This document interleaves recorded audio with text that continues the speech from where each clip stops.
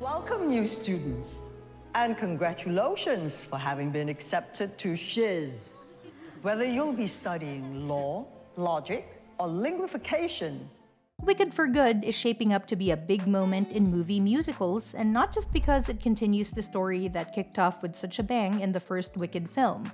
Director Jon M is once again behind the camera, bringing his vision of Oz to life, this time diving deeper into the characters and their journey.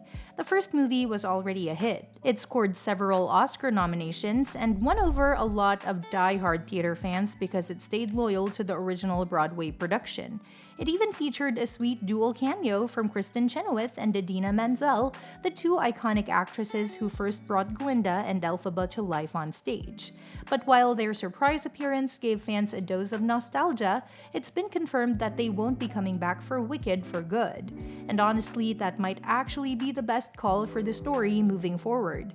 See, the sequel is going to be a much darker, more emotionally driven chapter. It's not just continuing the tale, it's deepening it, especially when it comes to the complex relationship between Elphaba, played by Cynthia Erivo, and Glinda, played by Ariana Grande. Their dynamic was already compelling in the first movie, but this next chapter promises to push it even further as they head toward their fateful split in The Wizard of Oz. The personal tension between them will be more intense this time, partly because of the political chaos in Oz and partly due to personal betrayals and conflicting ideals. So keeping the focus tightly on these two characters makes a lot of sense. And let's be honest, as fun as the first cameo was, doing it again could come off as gimmicky. Menzel and Chenoweth already had their big moment. It was exciting, emotional, and well-placed. Bringing them back again might water down that impact. It's kind of like trying to tell the same joke twice. It just doesn't hit the same the second time around. That cameo worked because it was subtle and respectful, not distracting.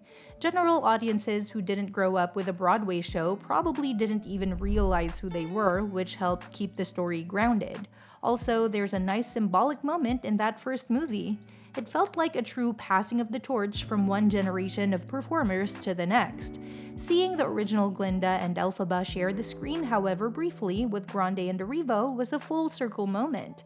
It let the original stars say goodbye while welcoming in the new versions of the characters.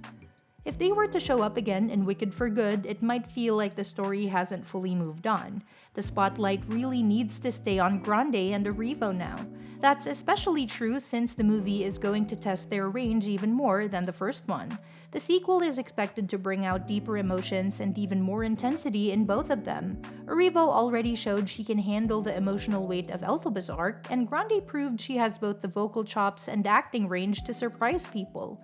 Now that their characters are at odds, former friends who've landed on opposite sides of a growing conflict, there's so much potential for big, heartbreaking, powerful scenes. This is their time, and the film needs to let them own it.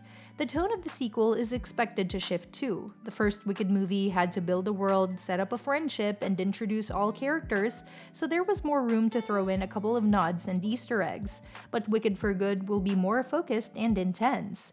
It's a character study, not just a fantasy adventure, so extra cameos or callbacks might only take away from the emotional core.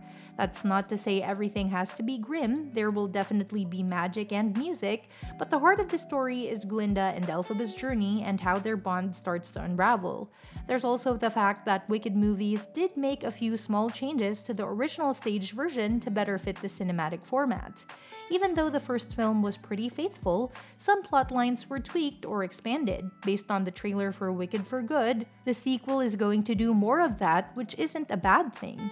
It actually looks like it might solve a few pacing issues people had with Act 2 of the musical.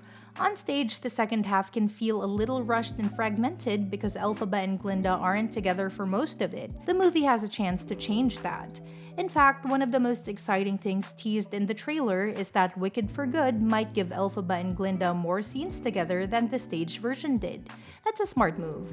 In the musical, their friendship is the heart of Act 1, but then they're separated for much of Act 2, only coming back together at the very end, for a story so rooted in their relationship that can feel a bit disconnected.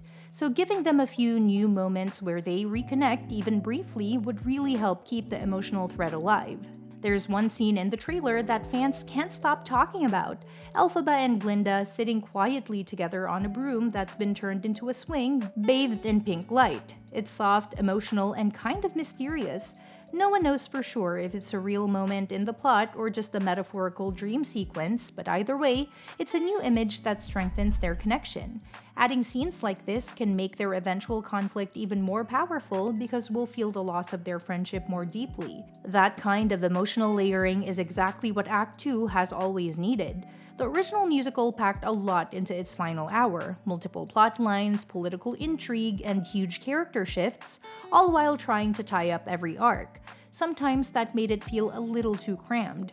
With the movie format allowing for more breathing room, especially since both Wicked films were shot back to back, Wicked for Good can give the characters and their journeys the time they deserve. That especially goes for Elphaba and Glinda, who are the emotional anchors of the whole story. And honestly, those smaller heartfelt moments like sitting together in silence or sharing a look of understanding can do so much to ground a story that's full of fantasy and spectacle. They make the drama feel real. They remind us that this is a story about people, not just magic and politics. Another thing that fans have picked up on from the trailer is that Wicked for Good might be adding some new musical numbers or adjusting the existing ones. That's pretty exciting because the second act of the musical has fewer songs than the first, and the filmmakers could use that space to explore the characters even more. Whether it's a reprise with new meaning or a completely fresh track, music is such a big part of how Wicked tells its story, so any new additions could be very powerful if they're done right. There's even been talk about how the sequel might tackle one specific subplot that the first movie changed from the original Broadway show.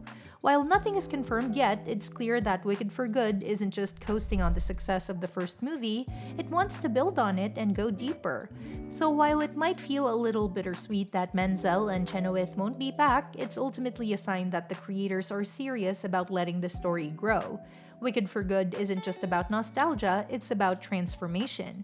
It's about watching these two powerful women evolve into the legends we know from The Wizard of Oz, and everything that gets lost or sacrificed along the way.